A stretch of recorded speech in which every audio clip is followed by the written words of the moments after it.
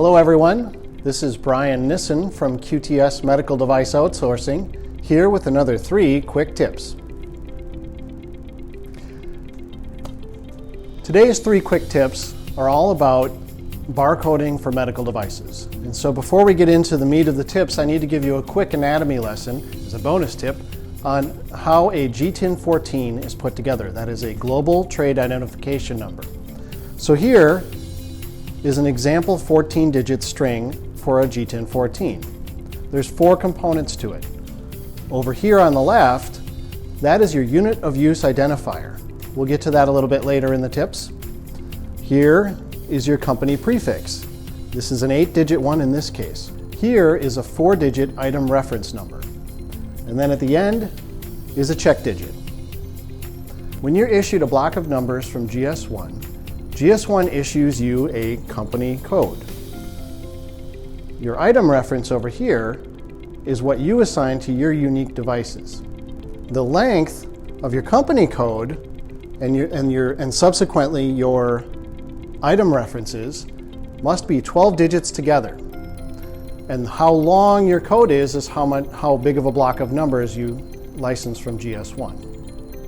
If you're a HIBIC user, there's a similar thing going on with that system. So, first tip regarding this unit of use identifier at the beginning. You can get extra use out of your GTIN-14 numbers by making good use of this first digit on the end.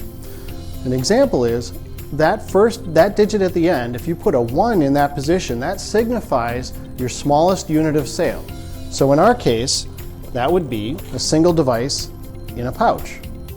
Now, if I'm selling this single device in a pouch, I would put that 1 at the beginning for my inner pouch, my outer pouch, and if I put it into a shelf box, and I only put 1 into my shelf box, I also put the same GTIN-14 with that 1 in a unit of use at the beginning.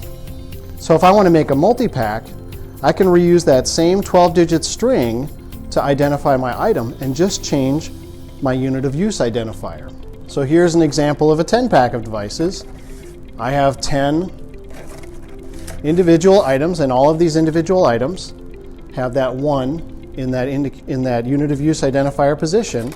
And then when I load them into my 10-pack, I put a 3 in that same position, in that beginning position, and then use the same 12-digit item identifier, which is a combination of my company code and my item identifier. All I need to do is just communicate within my supply chain what that 3 means in that position. And so if I want to have an even bigger pack, if I want to sell a case of 10 packs, I can put a 5 there, and up it goes.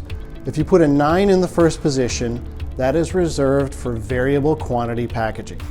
I'd recommend you check out the standard for that. Okay, tip number 2. Be mindful of the GTIN allocation rules.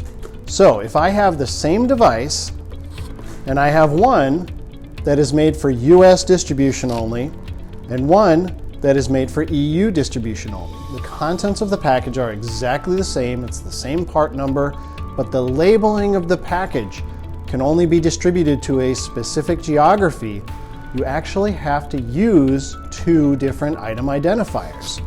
So if you're looking in our US example, we're using 1111 as our item identifier.